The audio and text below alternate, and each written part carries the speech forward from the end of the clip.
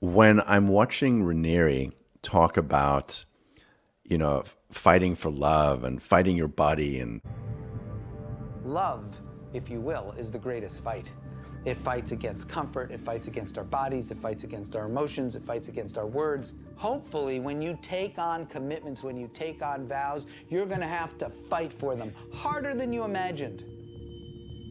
you know, it reminds me of politicians that I see standing up who grandstand about noble, wonderful ideas. And I know they're a piece of shit. And it bothers me that people can't see it. And I would love you to take this away from this conversation. If you watch Raniere, you know he's full of shit, but he's saying really good, profound, beautiful sounding things. Most politicians, I think, might be like that. They've learned how to say the right stuff, but that's not who they are.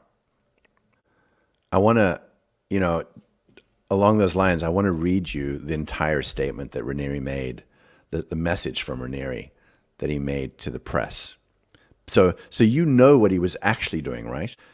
That the shit he was actually doing was so vile. But now listen to this. This is what he actually says publicly. He says, "Dear members, I am deeply saddened by the recent news published about our organization, a number of key people and friends from the past. The way in which the media represents us does not coincide with what I know of our community and our friends, nor with my experience of myself. However, as an organization and as individuals, we felt it was imperative that we hire experts to make sure these allegations were unfounded.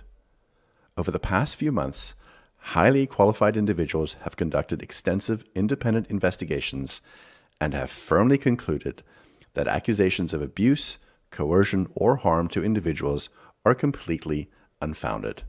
That's because you paid the motherfucker. That was me saying that. "These accusations are most disturbing to me because nonviolence is one of my core values." Let me read that fucking sentence again.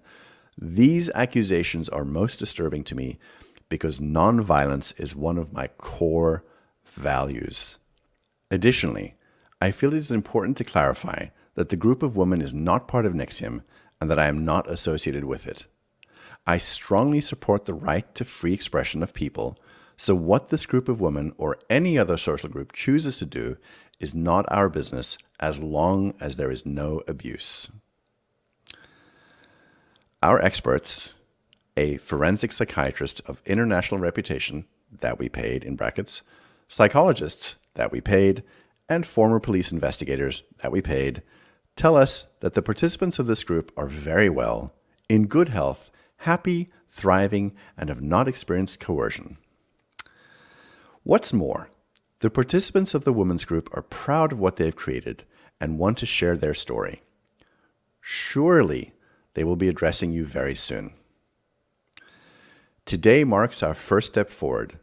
No matter how much we are part of the problem, it is our humble hope that we will be much more part of the solution.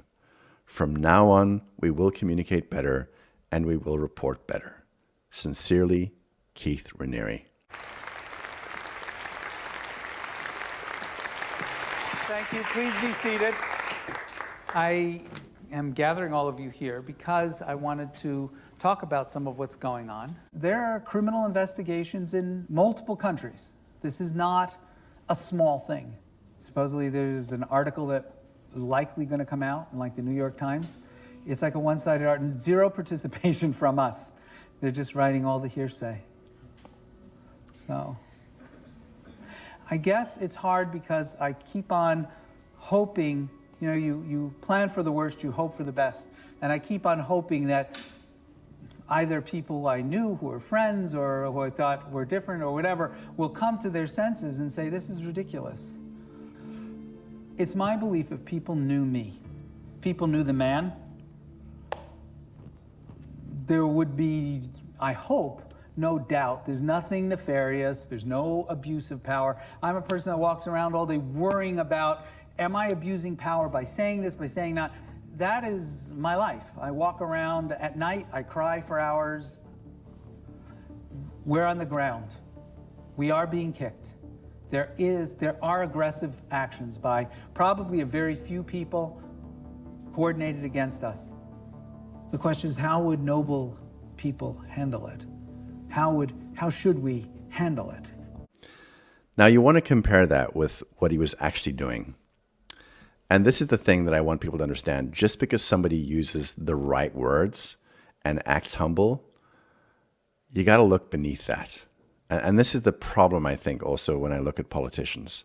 They're saying so much stuff that appeals to people, but that may not be who they are. So it's a valuable lesson to all of us.